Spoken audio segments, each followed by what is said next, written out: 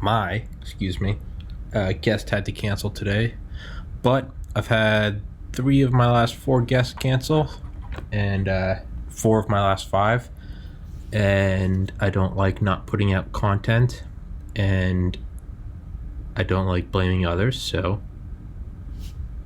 I'm going to do a solo episode, which I have not done since episode 29, when I went on a crazy person rant about how artificial intelligence is the new nuclear weapon. So, today's TPC 136, July 15th, 2022 at 6 p.m. Eastern Time. Podcast available on Spotify, BitChute, DTube, Vimeo, YouTube, blah, blah, blah, blah, blah. Those are all in the top comment. If anyone wants to come on the podcast, or if anyone knows anyone interesting, please shoot me an email at tommyspodcast@gmail.com or at protonmail.com. Always looking for guests. So, today I wanted to talk about something that I don't ever get to see. There's never been a YouTube video about it. It's called the Lockheed Martin CL-1201. This is really weird. Normally I have a guest right here, and now I have my big stupid fucking acne-riddled gap-toothed face with my Sig Heil haircut. But whatever. So there are like a lot of awesome channels. Like, bring this closer. Actually, it doesn't matter. I guess I can just hold it. I don't want to hold it. A lot of cool channels like Mustard, Infographic Channel, Jalopnik, Kurzgesagt, Kurzegast,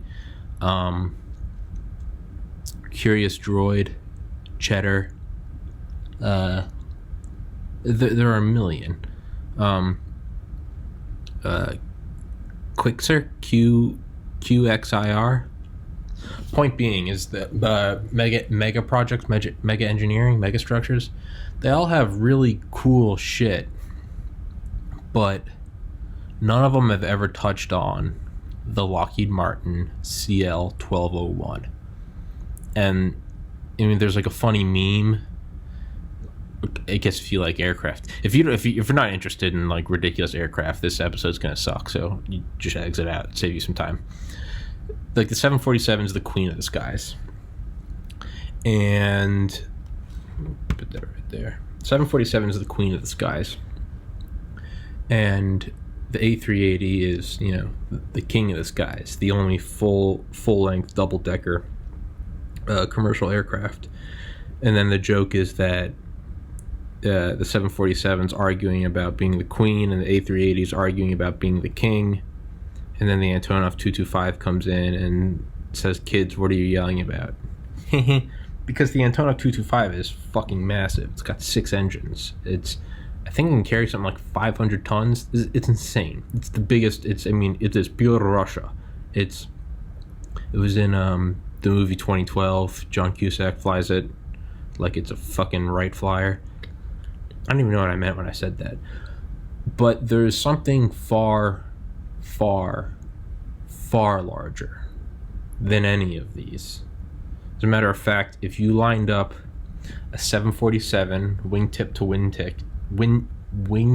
wingtip with an A380 and with an Antonov 225, all 3, it still would not have the wingspan of the Lockheed Martin CL-1201. It's not even. It's like when you look at like skyscrapers over the years getting bigger and bigger and bigger. That's what she said. But like World Trade Center, Sears Tower, Petronas Towers, Taipei 101, they all just kind of outdo one another. Like they almost like Olympic records. They're just beating the previous guy. And then the Burj Khalifa just came in there, like big dick swinging, and it's like 30% taller than anything. I mean, you look at them all lined up over the years, the world's tallest towers. Burj Khalifa is just fuck off. It's the Usain Bolt. Run this shit. That's what the CL-1201 is. And obviously it was never built. There was never even... it literally never left the drawing board. So anyone can design anything, Well, I designed one bigger. It doesn't really matter. It's never built. It's like the Mouse, that huge fucking Nazi tank. But they had planned a 1,000-ton Rata. but it never even left the drawing board. Like, they actually built a mouse, MAUS, but it couldn't. I think the Soviets stole it. But whereas, like, the Rata never left the drawing board. And then even bigger than the Rata was going to be 1,000 tons. Bigger than the Rata was the P-1500 Landkreuzer, Landkreuzer, and it was just going to be Schwerer Gustav, the 800 millimeter gauged railway cannon, and it was just going to be that, but it was going to have its own treaded platform to drive around. So it was just going to be the fucking Schwerer Gustav, like, with training wheels off. And the Schwerer Gustav could shoot it was like a 7-ton projectile, like 29 miles, and it actually had a special barrel created that was never used because the barrel was destroyed in an RAF bombing raid. But so, like, in World War One, you had the Paris gun. The Paris gun could lob a shell 81 miles, to the point where you can actually find old newspaper clippings from like 1918, and it's like Paris being bombed. They thought it was being bombed by Zeppelins. Because, I mean, the shells are, one, they're tiny. There's no smoke trail. It's not a missile. And there was no planes overhead where you could see that it was being dropped from. So, like, shells were just, God knows how fucking fast these things are coming in. I would imagine supersonic, but what the fuck do I know? But these things were coming in and, like, every 15 minutes, just, like, wiping out some fucking cafe and just blowing people up and blowing whatever the fuck was on the streets, Model Ts. And you can actually find these old newspaper clippings where it's like, you can see, and like, it's like some, like, theorists suspect a super gun, but that's highly unlikely. And so the Paris gun was shooting from 81 miles away. It wasn't in Paris, obviously. It was technically not the Nazis either. Just Germans, the Kaiser Army. I don't know if that's the right term, Kaiser Army. Whatever. But this thing was 6 miles behind the front, and the front was 75 miles from Paris. So it was shooting 81 fucking miles. And let's look up the stats on that, the Paris gun. Because the Paris gun was crazy, but the Paris gun was also World War One. Paris gun, World War One. Let's see. Use in World War One. The Paris gun. The Paris gun was the name given to a type of German long-range siege gun, several were used to bombard Paris, blah, blah, blah. They were in service from March to August 1918. When the guns were first employed, Parisians believed they had been bombed by a high-altitude Zeppelin, as the sound of neither an aeroplane nor a gun could be heard. These were the largest pieces of artillery used in was able to shell Paris from 75 miles away. 256 tons, blah, blah, blah, blah, blah. Muzzle velocity, 5,400 feet a second. Effective firing range, 81 miles. Scale model, it almost kind of looks like, I guess, you can see it, kind of. It kind of looks like the Bagger 288. Oh, man, what if the Bagger 288 was turned into a... that's a Photoshop. Blah, blah, blah. Okay, so let's see. Projectiles. The Paris gun shells weighed 235 pounds, so relatively tiny. Blah, blah, blah. 15 pounds TNT. 234 pounds, 15 pounds TNT. Okay. Yeah, so, pretty insane. World War One, 1918, 234-pound shell, 81 miles. Kind of crazy, right? Now, the Schwerer Gustav was World War II. And this motherfucker, Jesus, this motherfucker. So its range was actually less than the Paris gun, which is weird because you always think, or at least I always think, World War II, everything is just scaled the fuck up from World War One. Just the atrocities, the weapons, the technology, everything. But it actually, in World War One, the Paris gun went 81 miles, but in World War II, the Schwerer Gustav went 47 kilometers. I can't do math.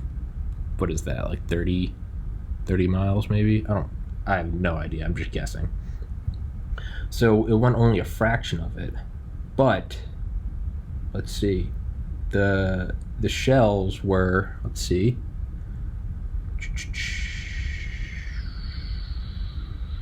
I have no idea.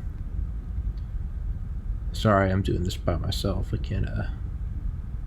I think the shells were 7 tons. So the point: Paris gun, 1918, World War I, 81 miles, 234-pound shell. Schwer Gustav, World War II. I want to say it was like something like 29 miles was the limit. But these things were massive. These were 7-ton shells. They're ridiculous. And then it had a special, almost like a video game where you put on the silencer or the scope. It actually had a special barrel that was going to be put on it, and it was called Langer Gustav. Makes sense. And the shells were much smaller, but it could shoot 118 miles. Holy shit. You could hit London from Calais, France. C-L-A-I-S. C-A-L-A-I-S. Jesus. Yeah. I don't know how the fuck did I get on this topic? Who cares? Let's go with it. And they were going to put that on a self-propelled tracks and make the Land Cruiser 1500, which is going to be a 1500 ton tank.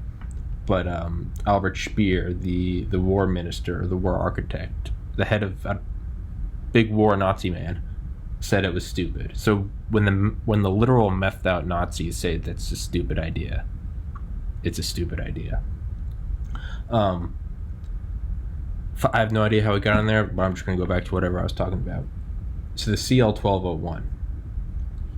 So the 1201 is, and you can, I purchased it. It's this guy did a report on it, Scott Lauer. How the fuck do you say his name? Scott Lauer, Lowther, from 2007. I remember it was like 2 years ago. I paid him like $5 on PayPal to get the schematics for it. But this was this thing proposed in 1969. And I think the exact details are fuzzy, or I just haven't found out. I don't think it was just a like blunt proposal by Lockheed Martin, but it was rather a study contracted by the Pentagon. And if I recall correctly, CL, it means Clarence Kelly Johnson, the first head of Skunk Works.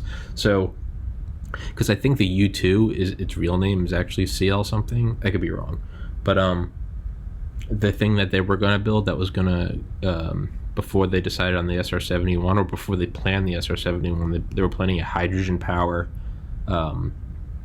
supersonic spy plane called Suntan. It was CL something. And it's actually funny. It's kind of like Family Guy when Brian walks in on Peter drinking kerosene.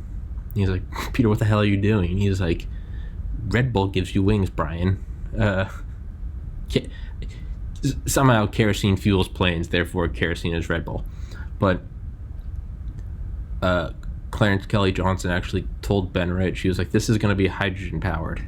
And Ben Rich is like, that's kind of, this is in Skunk Works by Ben Rich. He more or less said that's fucking retarded. And Kelly Johnson was like, what is hydrogen? What is hydrogen gas? Hydrogen. What is steam? Hydrogen and oxygen. All it is water. Hydrogen power is steam, or hydrogen power is water. It just makes me always think of Family Guy, like, kerosene is Red Bull, Brian. and it turned out it wasn't accurate at all, and finally Kelly Johnson scrapped it.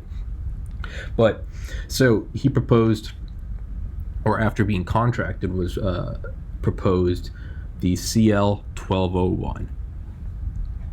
And now I'm just going to read about the CL-1201. A couple paragraphs, but I just don't want to butcher it.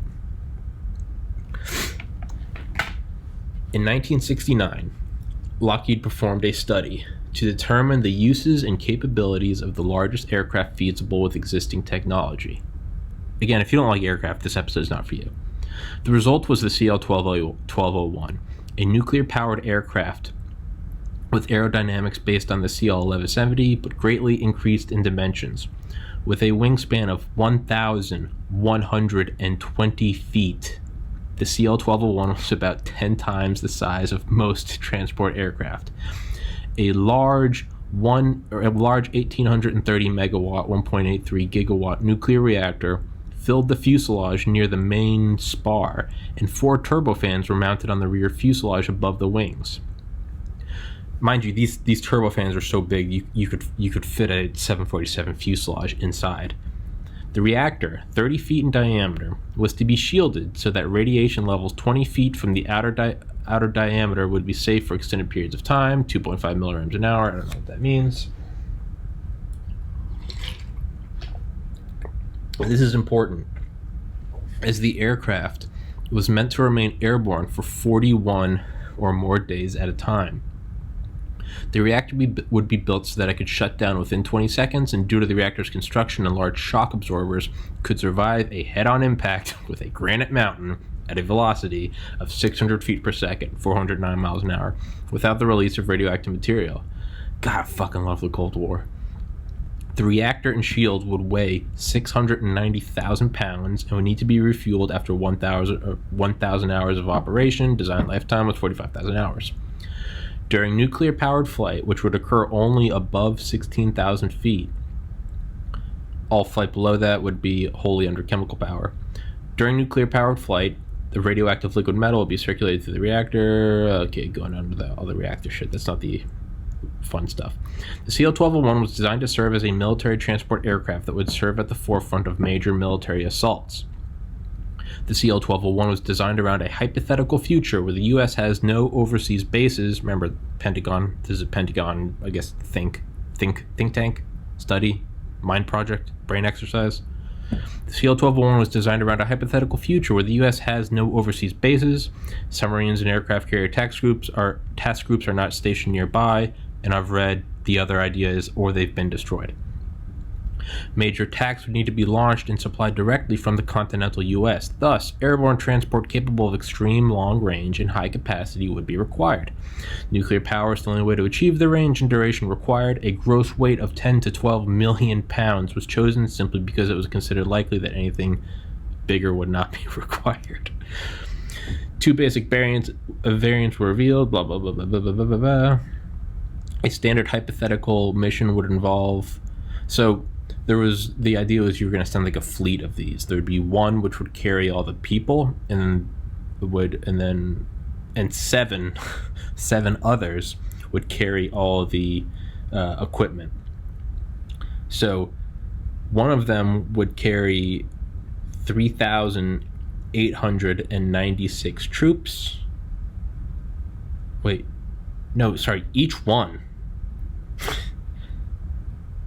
Each one of these would carry 3,896 troops and 207 tons of equipment. Jesus Christ. Included in these were mortars, artillery, light aircraft, Army assault aircraft, and presumably attack helicopters like an AH-56. Then you would have support CL-1201s. There are all these variants: 1201-1-1-1-1-3, blah blah blah blah.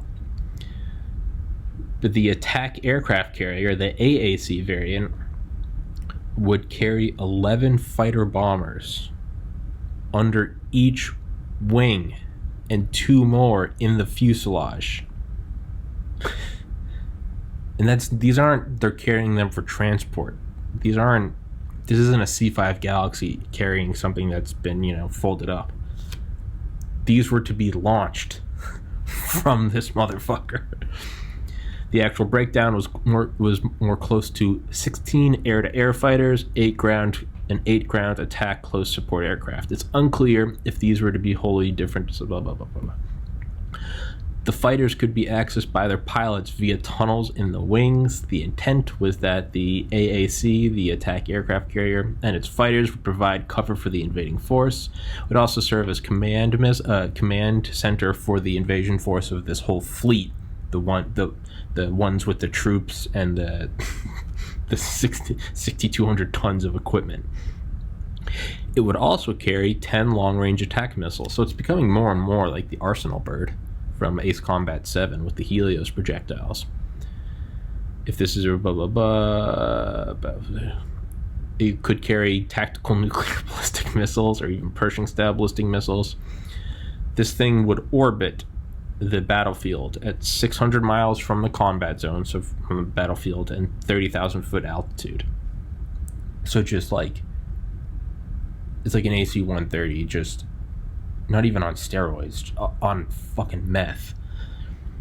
The second version was the logistics support aircraft. So whereas we just covered the AAC, this would be the LSA, the logistics support aircraft.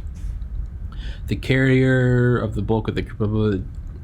This would tow 5 medium intra-theater transport, MIT aircraft. And what these are aircraft the size of 737s. The size of 737s. And it was off the wingtips on each side, so 1, 2. Then closer to the fuselage, but like halfway between the wingtips, 3, 4. And then right off the back of the fuselage, 5. Trailing, 5. So almost like, I don't know, I'm thinking like Finding Nemo, almost like a big ass whale. You can kind of just hang on it. I don't even know if that's from Finding Nemo. Whatever, let's go with it. And what these would do is so these are tailing from it. Troops would then, there's like a clamshell apparatus. I'm sure it's going to get to that, but fuck it, whatever. And these 737s would come up, and there'd be like this, like attached to the back, like a suction over it, almost like docking with the ISS. It would open up, it'd be pressurized, and then people could go to and from the massive CL-1201. This thing could come out, and then this thing could go land and drop people off. Sounds like an awesome commercial idea, but Cold War, baby. So, in order to transfer payloads, in order to transfer payload and passengers from the LSA, the MITs, the big-ass 737s, would physically dock to the larger aircraft. The LSA was equipped with 3 docking ports, one on the trailing edge of each wing, and one at the after... Okay, wrong. And one at the after the fuselage. Okay, so sorry, 3, not 5. But it says 5. I think it could pull 5. I guess that makes sense. They pull up. Yeah, because from what I've seen, the schematics I've seen, and I'll link those in here, is, yeah, I guess the clamshell is like it's actually touching, like it's touching the bulk of the CL-1201. But the other schematics I've seen is when it has 5, not 3, it almost looks like they're being refueled, but with like really long tethers. It's like the big ass aircraft, and then it's like pulling the other 5 with it, almost like gliders, like, you know, those fucking parachute things in the back of like boats, paraglide. I don't know what those are. You know what I'm talking about, though. It's like pulling these. I guess that makes sense, though. You got this big motherfucker with a 1.83 gigawatt nuclear reactor. I mean, yeah. I mean, why not? That 737 come up, dock. I don't know. Plug in. Guess it's not fuel. Guess it's not chemical fuel. I don't know. Maybe these are electric. I have no idea. Maybe I have no idea. I'm not even going to pretend to know. I was about to start speculating, but I'm a moron, and man, I've got to piss. So I'm going to but for BitChute, DTube, Vimeo, VO, I upload the Zoom file, and the Zoom file records automatically, and if I edit it, it somehow becomes larger, but if I don't edit it, it stays at like 200 megabytes, so I'm not going to add that out for those platforms. So sorry, piss break. I guess take your own intermission. I've got a blister on the back side of my left heel. It looks like a fucking one of those bounce things you see in the lake. Yeah, I know you asked. So, the logistics aircraft. Okay. The LSA was equipped with 3 docking ports, one on the trailing edge of each wing and one at the aft of the fuselage. I don't know what that means. I'm going to guess that means the back. The MITs would dock here, which is the big S-737s. Power down there. Okay, I need to stop speculating, because every time I speculate, it's like the next 3 sentences answers the question. The LSA was equipped with 3 docking ports, one of the blah blah blah. The MITs would dock here, power down their engines, and open clamshell nose doors within the pressurized confines of the docking adapter and take on board cargo and passengers. Little information is available on the MITs, but they are shown as being the same size and general configuration. Sorry, of the 707s, not 737s. I don't know what the fuck the difference is, aside from the number. Clearly, though, substantial modification would be required, not only with regards to the new clamshell leading nose, but also for the mechanical clamps required to hold onto the MITs and keep them in place against the buffeting and pressurization differential, blah, blah, blah. Each MIT could carry 150 combat-ready troops or 32 tons of cargo. Jesus, I'm having a stroke. So each of these. And again, I can't put this in the video because it's copyrighted. Yeah, copyright 2007, but I will link the Imgur link. Each LSA would carry 400 combat troops and 1,150 tons of cargo. Okay, so I fucked that up earlier. The whole fleet would be 3,800 troops with 6,900 tons of cargo. Each would be 400 troops with 1,150 tons of cargo, not counting the past, blah, blah, blah. The LSA itself would have a crew of 472 to maintain around-the-clock operations. So, I mean, we're getting to just like naval ships in the sky. While a single AAC, so the one that shoots the helicarrier, would be dispatched, 7 LSA would be sent. Okay, so that makes sense. This armada would be sufficient to deliver and keep supplied a combat group for 30 days, keeping a constant airborne vigil, 600 miles, 30,000 feet.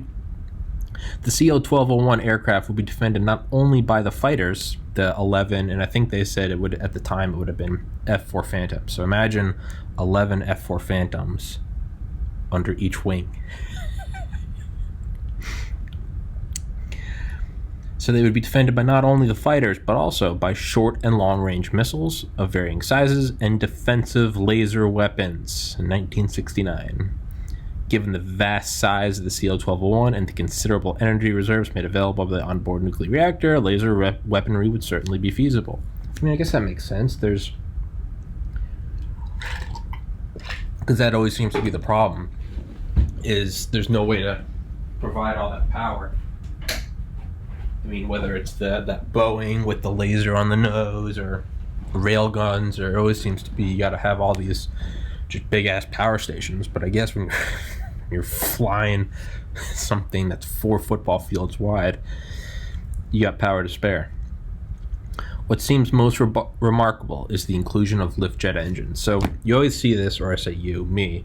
If you Google this thing, I swear to God, all the Reddit and Imgur posts are from me. And I get so excited when I see these a year later. I'm like, oh, it's finally becoming a topic of discussion. And it's just my dumbass. But I've been trying to get this going. I'm trying to get anyone to talk about it just because it's the most fucking insane thing ever. And it never gets brought up. It never gets brought up. So, but one thing you always see is there's always just like hacky jokes like, man, how big would the airport have to be? It'd probably have to be 1,000,000 miles long. It'd probably be quicker to just drive. It's just all this really hacky, like, it would take longer to board than it would to fly. It's fucking shoot me now. But this was not hacky. This was Clarence Kelly Johnson. So, inclusion of lift jet engines. So this thing would fucking just vertical takeoff and landing. So fuck the F-35. We're gonna fly around a fucking Superdome. So it had lift jet engines. The LSA would be fitted with 54 lift jets.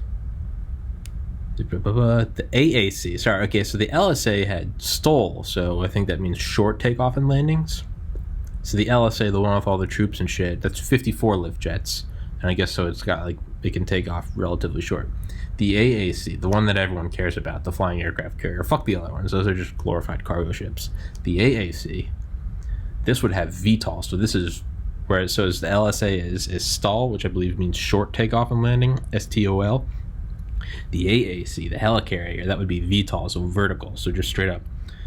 It would have 182 lift jets, and what you can see in the schematics I'll link is it's got these 2 banks right on like the front, kind of near the cockpit, and they're flush with the sides of the fuselage, but they open up, and it's just these banks and they're almost just like packed in there like honeycombs, but it's just 747 engines, like 30 or 40 on each side. And then so you got these two like these square banks. I wonder if I can zoom in and see how many they are. 1, 2, 3, 4 deep and 6 wide. So 2 banks, each one with 24 of these, 4 by 6, just literally touching. So just on each side you got 24 747 engines, banks that just open up straight up. And then I wonder if you can see that. There you go.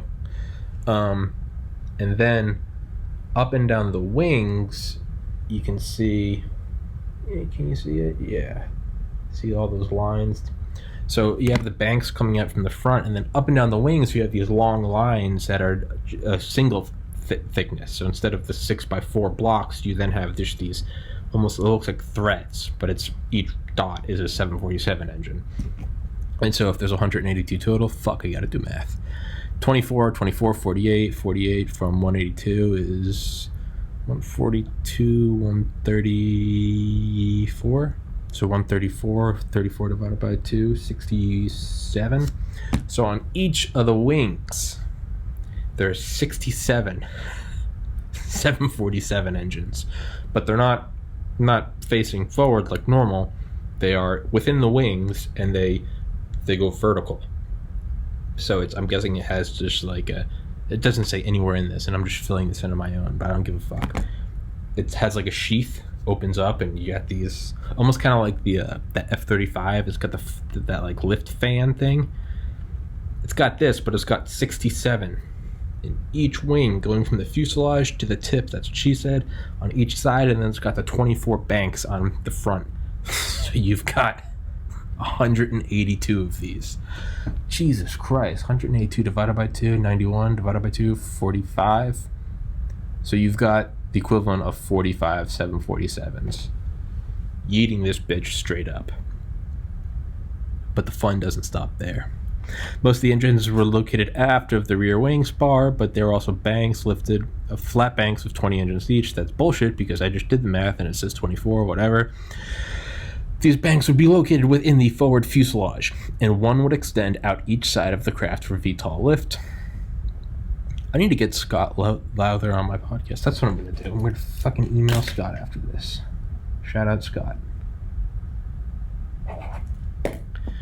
Given that these aircraft were meant to not, bold letters. Given that these aircraft were meant to not land in the combat zone, but only bases in the continental U.S., VTOL capability seems a bit of a waste. I know I said I was going to stop speculating and keep reading, but I lied. Fuck off. That makes sense. No, does it? Okay, because if you're only flying, you have 41 days of flight, so you don't have to land anywhere. You can land where you desire. So land in the United States, okay. But I don't see how that's a waste, though. I don't know. Maybe you make one giant. So let's say you don't do the VTOL. I don't know. I guess that maybe out in like the Nevada test range, where the U.S. has like the government has their own sandbox. I don't know. Maybe you put the runway out there. Because the runway at Area 51, right? That's 25,000 feet long. There's enough space on the Area 51 runway that you could do a shuttle landing on each side with 5,000 feet, almost a mile, to spare. So you land each one, parachutes deploy, slow down, and from the nose to nose would still be 5,000 feet. I have no idea if that would be enough for this thing. I guess, I don't know, maybe you just make one super huge fucking, I guess you only need one runway. You don't need, it's not like the A380 where like some airports initially couldn't take it. That's what she said. Because it was so big. That's what she said. But eventually they kind of all got upgraded so they could.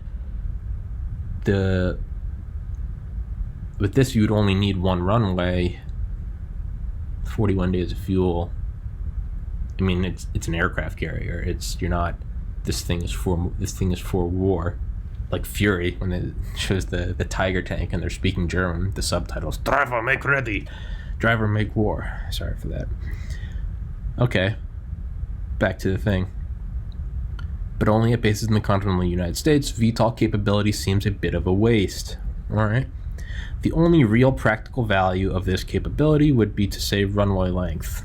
I mean, I feel like that's, yeah. Because at least if you have VTOL, I don't think that's a waste, because sure, you're still landing only in the continental US, but I mean, I guess with an asset that big, I mean, these things have to cost hundreds of billions of dollars. I feel like you'd probably want it to be able to land anywhere in the US, like preferably a airfield, but I don't know what the fuck. I have no idea anything about this. I don't have a PhD in this shit. Foreshadowing, but I'm having a guest that does have a PhD in air strategy.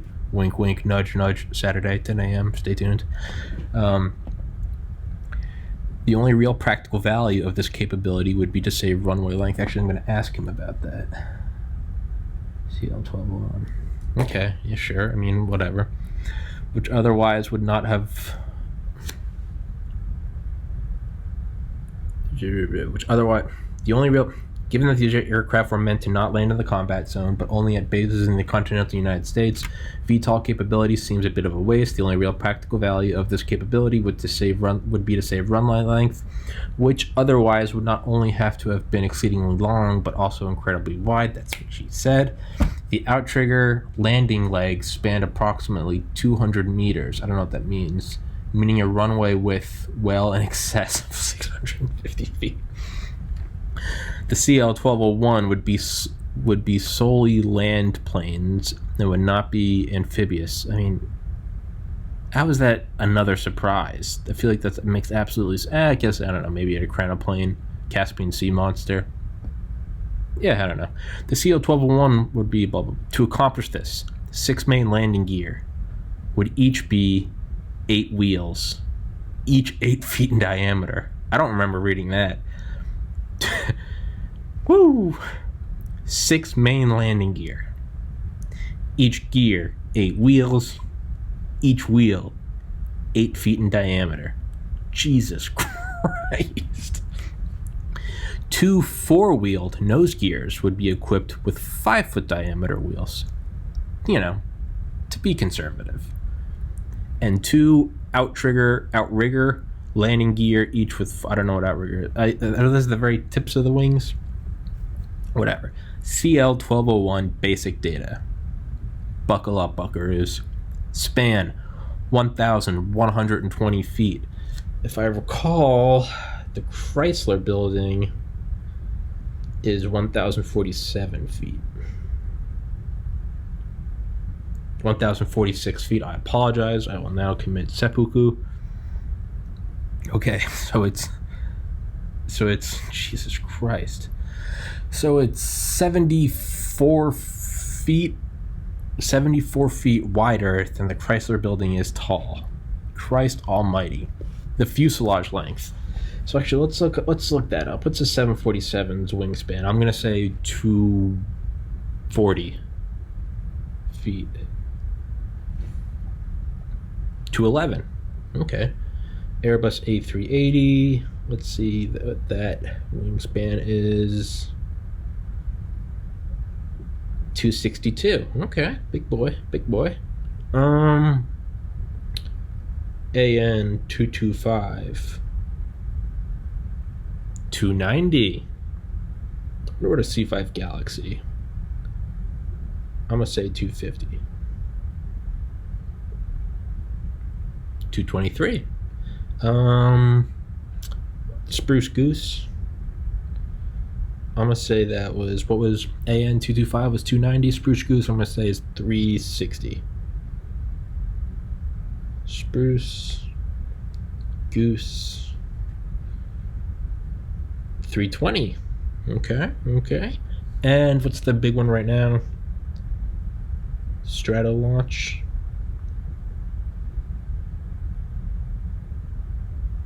385. Okay. So let's see. AN 225 is 290. And A380 is 262. And a 747 is 211. We're only at 763. So let's throw on the Stratolaunch. 1,148. And what was our guy? 1,120. So it's, no, we'll subtract it. I want to see, because I like doing comparisons. So let's subtract 385, and what's that? So this is 763 to 747 plus a 380 plus a and 225. What was the C5? 986. So even with that, woo. So you can put wingtip to wingtip a C5, a 747, an A380, and the Antonov 225, and you still fall 134 feet short of the wingspan of the CL-1201. Do you understand my obsession with this thing now? Jesus. Fuselage length, 560 feet. How long is a 7? I'm not going to do all these, don't worry. Length, what is a 747 length? 250 feet. Woo! So 560 feet. Jesus. So, god damn. So what? That's roughly 4 747s wide and over 2 long. Jesus Christ. So that's a rectangle of 2x4 747s. Does not fit the fucking footprint of the CL-1201. God damn. Falling in love all over again. Wing area, 125,000 square feet. That means nothing to me. I can't visualize that. Gross weight, 11,581,800 pounds. Payload weight, 2.3 million pounds. And what's the AN225? I have no idea. Cruise thrust, 620 damage. Cruise speed, Mach 0.8. Respectable. Usable internal volume, 2 million cubic feet. God damn. And those are just... so we're out of stuff to read. That's no fun. Maybe we're not. Jesus Christ. With the weight, it could weigh 15 million pounds. Jesus. The AAC had a crew of 845. God damn. Holy shit. So, that is the CL-1201. And it's... I mean... Seeing as how we designed that, and we actually built a working design, a working Tory 2A and Tory 2C, the working 1/10 scale Pluto missiles, which was what today's podcast was going to be. Paul, but it's busy. So it's clearly not like the reason we didn't do it is because it's too crazy. Like that's clearly that terminology is not in the U.S. defense industry's lexicon. We didn't do this because it's, I mean, clearly we could just do more with an aircraft carrier. It's just whatever makes Uncle Sam's dick bigger. But I wish we did do it because it's just fucking one. It's like the A380. Like there's so many things wrong with it, and they're already phasing it out of a lot of these airlines. I think the only ones keeping it going are the ones propped up by that sweet trillions of oil dollars. Etihad. What's the other one? Not Qantas. What's the other big? Emirates and Etihad. Those big boys, they're keeping them going. And I think they're trying to turn them into cargo carriers. I don't know that. I think COVID kind of led to that. Is like an early retirement. I could be butchering all this, but here on Tommy's podcast, we don't fact check. That's going to come back to bite me one day. I don't know when. So, but I mean, there's something about the A380 that it's just, you know, it's like you almost don't give a fuck about logic. It's a double decker, the whole thing. It's got showers and beds. It's like what is it, the Dreamliner or the Neo, whatever the fuck the new airlines are. They're finding that it's a lot more, because I believe the idea of the A380 was we're gonna have these fucking big boys, and these were gonna go between like the major airports, Heathrow, LAX, Chicago. Is Heathrow's Chicago, right? What's the one in London? What's that big one? I don't know, governor. We'll call it governor. I'm sorry, that was cringy. ATL, Hartsfield. And then, I don't even know why I'm going to pretend to guess. I have no idea. Whatever the other big fucking ones are. I thought it was London Heathrow. Chicago O'Hare. The idea is you're going to have these ones go from all these huge ones, and then you're going to have smaller aircraft go to, fly from London to Atlanta, but then you take a smaller one from Atlanta to, I don't know, fucking Charlotte. I have no idea. Miami. I have no idea. New Orleans. I have no idea. And I think I guess their models were fucked up. I mean, clearly they're not idiots like me. They're not just like, big aircraft, make it now, and let's fly that puppy, dude. It's a great idea.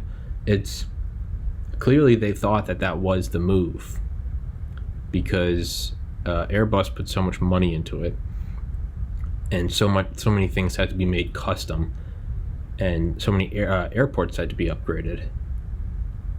But I think their model said that's what was going to be next. And then I guess they're losing that battle. It's because it's turning out that the way to go is just having highly versatile, medium range, highly fuel efficient, I guess mid-tier planes. For me, in my mind, there's like Cessnas and there's like 747s. Everything in between to me is just medium. I have no idea. So again, take this with a grain of salt. Or don't if you're watching your blood pressure. But I guess they're finding that was really bad. But I guess they're finding that that's not the way to go. Is to have these intra-side, or that is the way to go. Highly fuel efficient, I guess decent passenger capacity, quick turnaround. I don't know. They fit into all the existing airports. I'm guessing they're using the same engines. I don't know. It just seems like it's kind of like why Gerald Bull, the guy that built that super artillery gun for Saddam, why he was so appealing to them was because it wasn't just that he could build this huge artillery gun, it's that he could do it with existing pieces. It's like Skunk Works did that a lot. They were professionals at cannibalizing. So they could create their own new things using like existing pieces. It's like you have like a set of like Legos and you can build shit with stuff that's already in your wheelhouse, which, I mean, aside from the fact that they're not an American producer, and that would be the antithesis of what Trump is or what Trump claims to be, not getting into that. But that's why the Secret Service didn't get an A380 for the new Air Force One, which I was very disappointed about. I don't give a fuck that's made in France. That would have been awesome, because it's an A380. Logic goes out the window. Who gives a fuck? A380, get it done.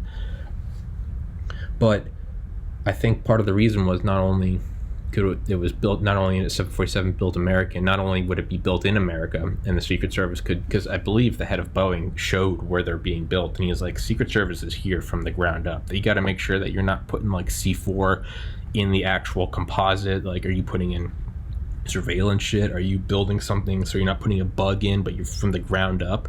You're building this thing and it has flaws or points of entry, back doors, that's what she said. So you got to watch from the ground up how it's built.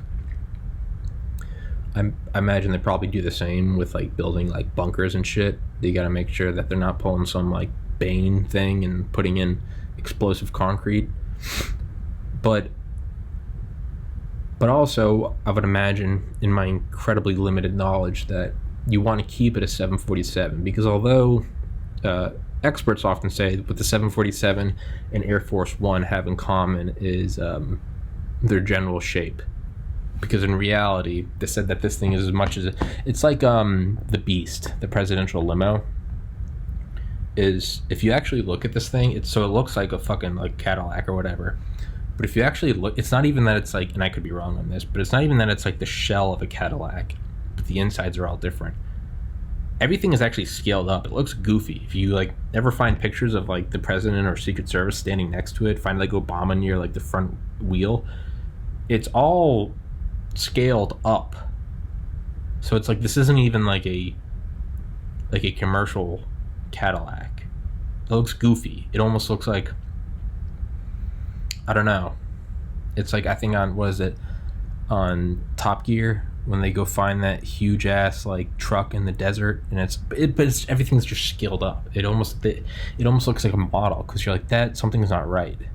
It's almost like Willy Wonka, where they're walking down the hallway and then they like bump into the ceiling and they saw that it was all just an illusion of angles and shit. The Cadillac itself is, I'm pretty sure it's designed to look like a Cadillac, but it's not even.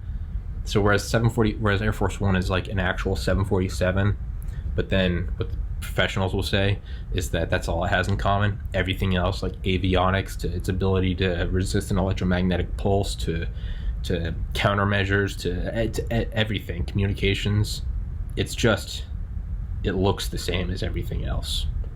It'd be like if you had like an iPhone or something, but it was actually like an NSA phone. Like the shell would look like an iPhone, but it would, for all intents and purposes, be a different phone. Going off on a rant, but like the beast, the Cadillac, is pretty, because this thing, it has, they said its doors are as thick as 747s. This thing, I'm pretty, and I could be wrong, but I'm pretty sure it's just designed to look like a Cadillac, because it's like a, I don't know, it's like an effect that it has on the public. Like you don't want to like be rolling the president in, and like I mean, the Secret Service would love to have him in an M1 Abrams or an APC or some shit, or an MRAP, but I think it's like the stately image, I guess. Yeah, that's what I would imagine. I have no idea. I don't actually know. But it's like, I remember watching a documentary years ago, and like the Secret Service is like, if we had our way, the president would be inaugurated, and then he would go into a bunker under the White House, and he would stay there for 4 or 8 years, and then he would come out. If the president had his way, he would be walking and shaking hands and kissing babies. They got to find a middle ground. So I guess it makes sense. They probably want him in some fucking like mobile nuclear bunker, but you gotta, you want to be a Cadillac with the flags and shit. I don't know where I'm going with that. 747. So they said that that's about all that it has in common with the 747, is that it looks like one, and I guess the outside looks like one. But in that vein, why wouldn't it be an A380?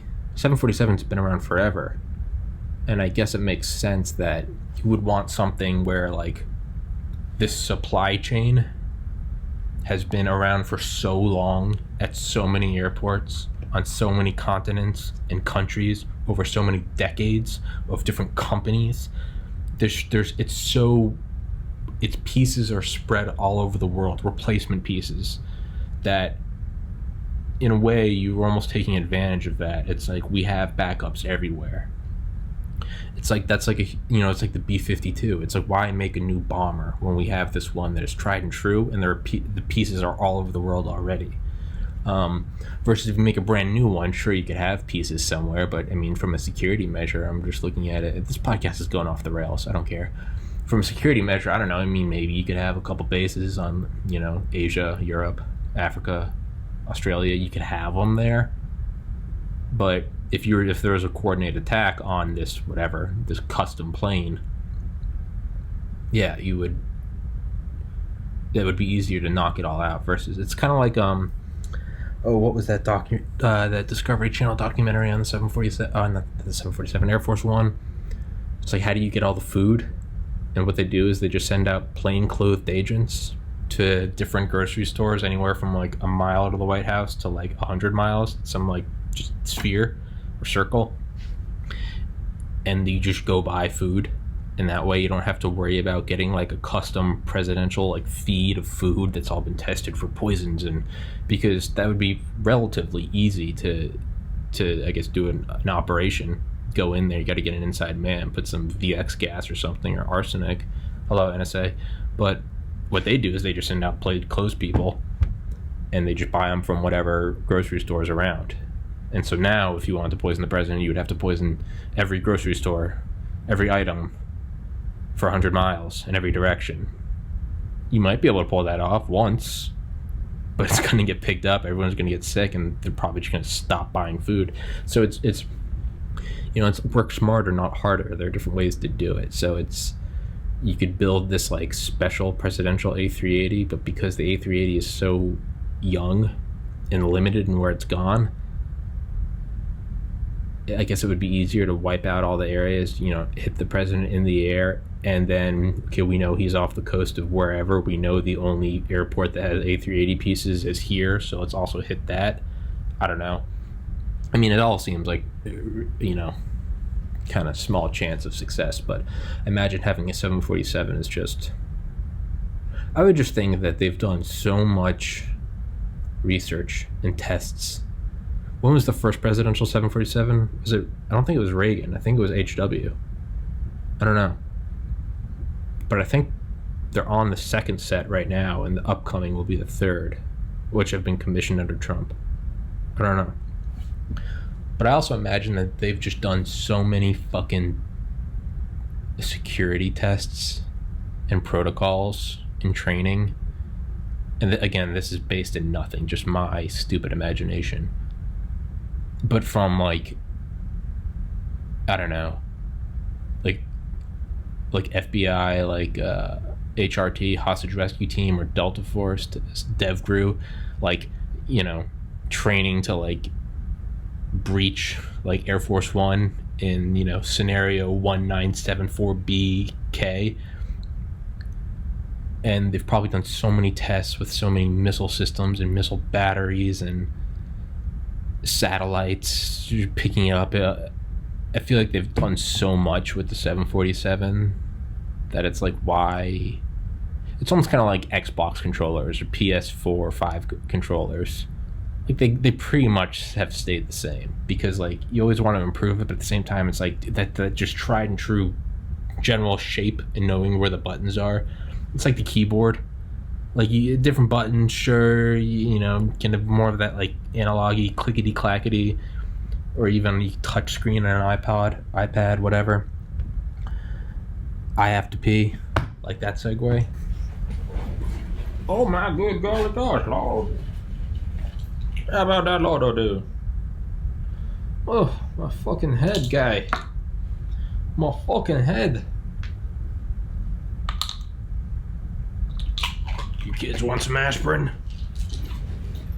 You kids want to get high on aspirin? Fuck yeah, you do. Drugs are cool.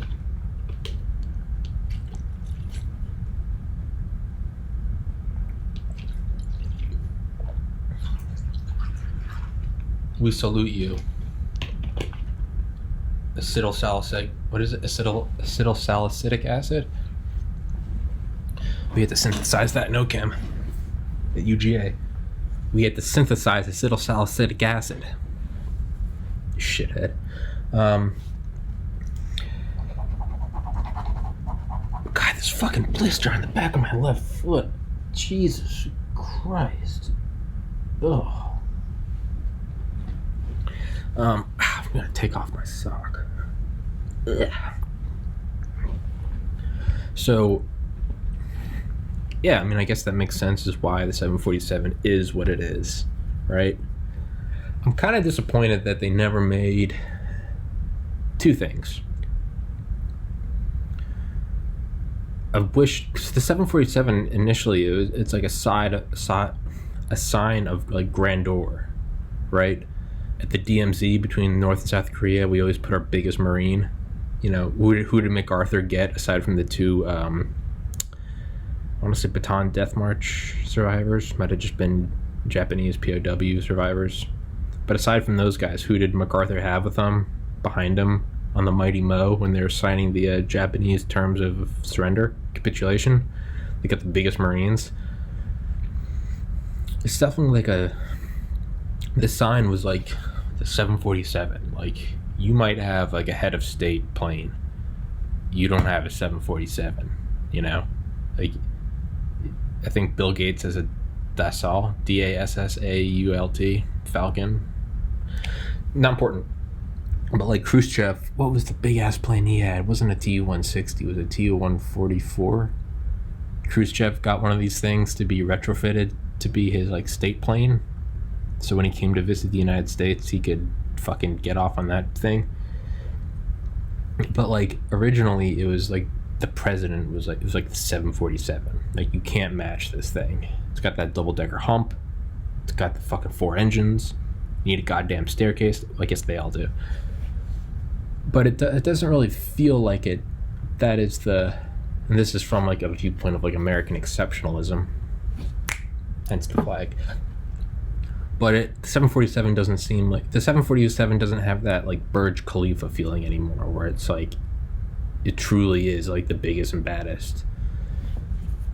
I feel like if you had a presidential A380, that might do it. But I feel like you gotta step it up. I don't know. I mean, it's not important. This is why I'm not a leader. But yeah, I don't know. 747, they're not, I don't know. I feel like you'd want to get a 747 or a presidential CL-1201. Like, can you imagine that? Like, it could launch its own fighter jets. Can you imagine that fucker just like flying over the horizon? You know what? Fuck it. It doesn't even need to be an Air Force One. Air Force One. I just want to see them built. Like I think China sucks and China is asshole. But at the same time, I love it because I'm pretty sure China's contracting Antonov Design Bureau to build them a bunch of AN-225s for military transport. That's not good for us, but as someone that loves these like fantastic structures, these vehicles, that is awesome. I'd love to see them push it forward. Just like I don't want to see China build a fusion reactor, but they're trying to, and because they're trying to, you know the US is going to build one, and everyone's going to benefit from fusion becoming a thing. You know, I think the best thing that could happen to the space industry is if China decided to put a man on Mars before us. You would see us scrambling. So I kind of like that they want to build a fleet of AN-225s, because I feel like that's going to force us to build the next great thing. So let's see. China, AN-225. Yeah, there we go. China buying. July 18th. Ooh, July 18th, 2019. Almost a year ago. A new bid for stake, blah, blah, blah. Okay. Chinese firm is trying to buy. Okay. Trying to buy into Antonov. China wants to put the gargantuan AN-225 back into production. Damn it, 2016. Might as well be a dead article. God, I would love for them. Step into that, blah, blah, blah. Heavy lifting. Partially, blah, blah. China building. How much Antonov is like the The agreement signed between the Aviation Industry Corporation of China, CCP, and Antonov. Oh, they did sign something on 30 August 2016. These reports prove China is in the least trying to at least produce a AN-225.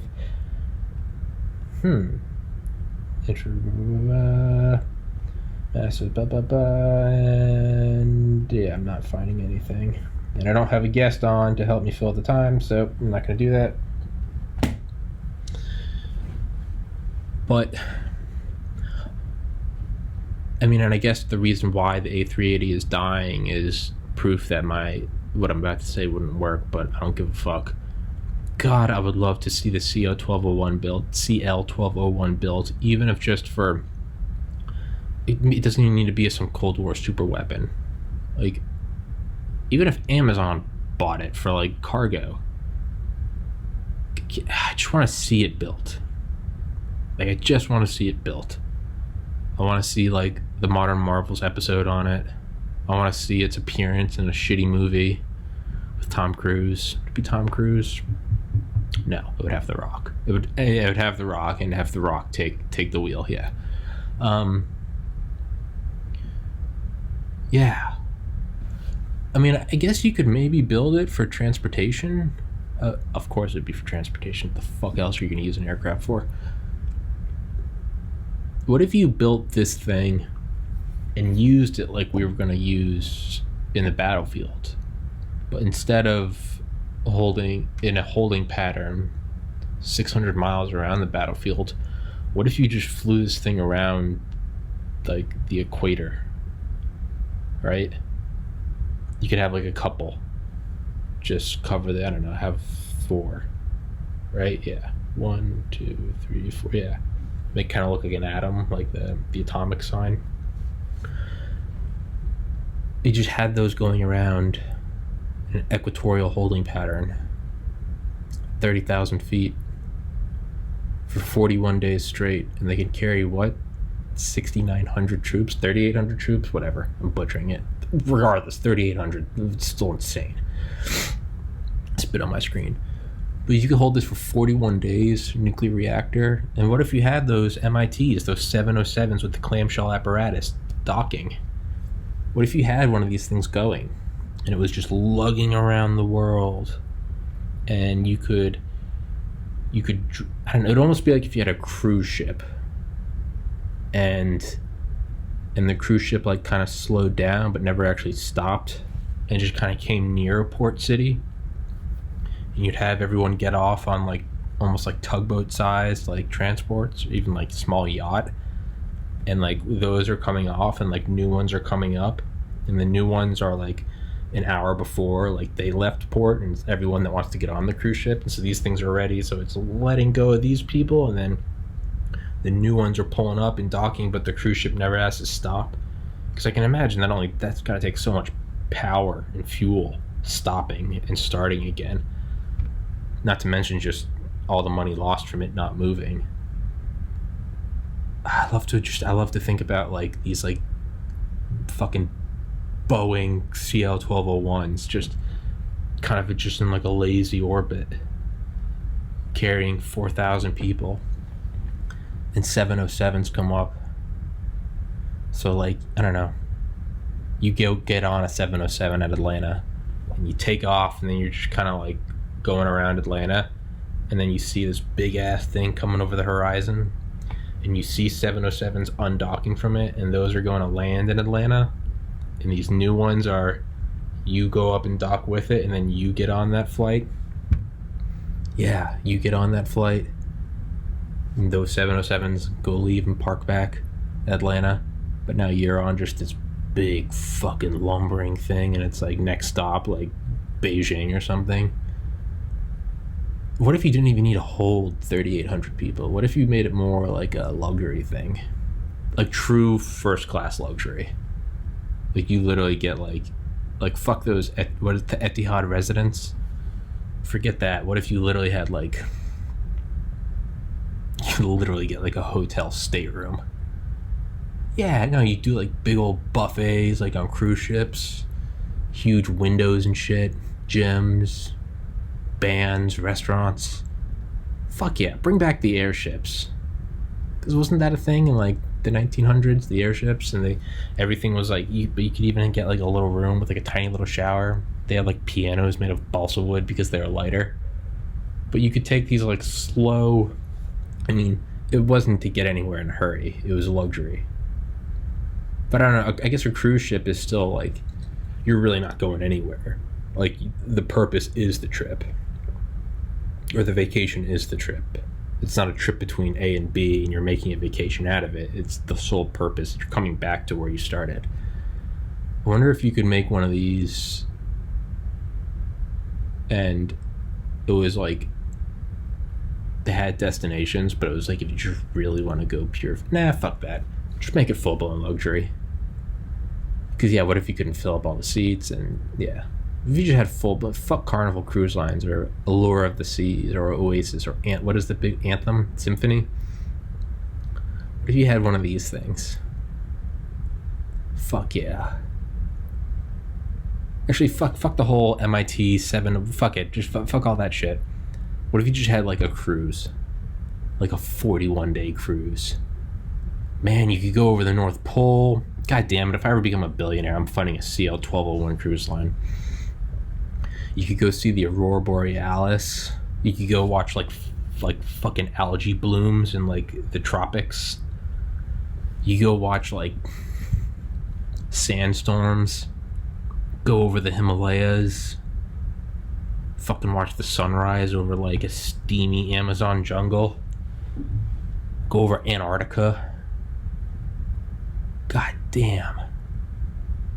That would be insane. Go over different cities at night. You go, yeah, fucking over Manhattan. Go over LA. That would be so cool. You should fucking go see like Grand Canyon, Mount Rushmore. God damn, that would be badass. Go see all like the archaeological sites in like Sumeria, Sahara Desert. Fuck, Burj Khalifa. You could just go on a world tour for 40 days. Man, that would be so insane. Yeah, you could have concerts and shit. I'm imagining like a room with like a glass floor. God damn. That would be the coolest thing ever. Go way up. Maybe do like a couple nights of super high altitude. Go look at the stars, unfiltered by atmosphere. Man, that's depressing that doesn't exist. Elon, we need you. Or is the way to go, you don't make it a luxury cruise liner. You certainly wouldn't do that with like college kids. Fuck that. That'd be a liability. Man, maybe it would just be like almost like a lazy river. You could just hitch a ride on it. Maybe it would be really cheap. Maybe it would be really, really cheap. So let's go in the opposite direction. Maybe it's not luxury. Maybe it's like a megabus. What are those, like $1? It's ridiculous shit. It's like San Francisco to Boston, $1. My friend Mike used to take those a lot. He'd travel a lot. And he's like, yeah, man, dude, those are fucking great, man. But you always kind of gotta like watch yourself because like the person next to you might just be nodding off on heroin. Like, but yeah, so what if it's the opposite of like a luxury liner? What if it's just this like lumbering fucking just packet? Like you'd run it by, yeah, Ryanair would buy it. Yeah, and it'd be like you're going from Atlanta to London, like, all right, man, you're just gonna take 2 days to get there. Yeah, you just have it fly at the most efficient speed. All about profits. Yeah. Yeah, you fit on like 7,000 passengers. No, because the longer you keep them, then you got to give them food, water, bathrooms. Yeah, I don't know. Leave it around. Some capitalist will just fucking scumfuck it. Yeah, you go by. Yeah, that'd be like yeah. There's like same day shipping, next day shipping, like expedited business, and then there's just free. You know, it's like it might be there next week, it might be there in 11 weeks. Yeah. What are some practical uses for it though? I mean, anything you're shipping in that size, why would you not just put it on an oil tanker, right, or a cargo ship? I guess there really isn't. I don't see it ever really being profitable. There's like, in my completely limited knowledge, I feel like there's like two ways that you would make this profitable. And one way would be chartering it out to the super rich, or anyone willing to buy a luxury ticket. And the next would be, it wouldn't be profitable, it would be the military, but the military is where fantastic shit happens with no regards for profit or efficiency. F-35 doesn't fucking matter, it's because they need it, right? Yeah, that's where you see shit that doesn't need to be profitable. It's just badass, right? So, yeah, I guess it never will be created unless it's military, where they're not worried about turning a dollar. It's about force projection, or luxury. I guess there's just not really a practical purpose, because what would you? Not that I have any knowledge of shipping or supply lines. What would you use it for? That you couldn't just use cargo ships for. Cargo ships that exist in shipping lanes with ports. These established rhythms that have been going on for centuries. Well, yeah. I mean, there's like the hacky, like, yo, you could use it for Christmas when everyone's buying presents. But Thanksgiving, yeah, I don't really. Military or luxury, I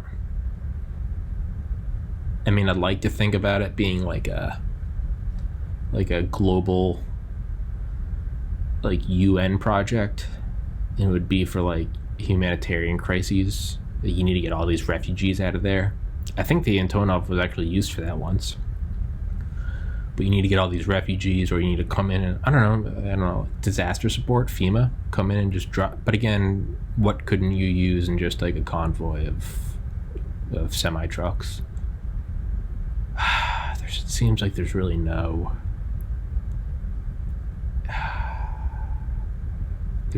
logical thing. What could you use it for? I don't know. And I think I'm running out of stuff to talk about. So I don't want to butcher this episode. So, CL-1201. Fucking insane. Google it. CL-1201. I'm out of stuff to say. Hope you guys enjoyed it. And tomorrow might be having a cool guest. It might not, because everyone's fucking canceling left and right. But as always, hope you guys enjoy. Stay safe. And yeah. Rest in peace, Grant Imahara, the Asian guy from Mythbusters. Died at 49, I think, a couple days ago, from an aneurysm. Rest in peace to that guy. What an awesome dude. What an awesome dude. And yep. Take it easy, guys. Peace.